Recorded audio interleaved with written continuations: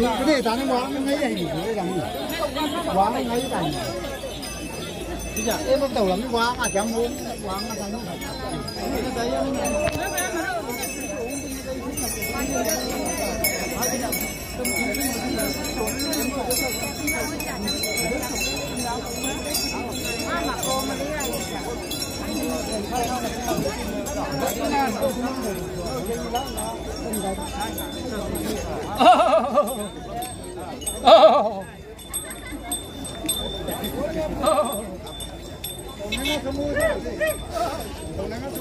nếu phân hẳn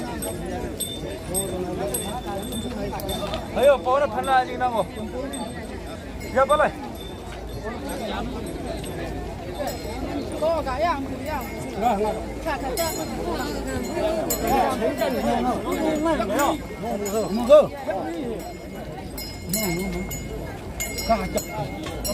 ta chưa? Nhắm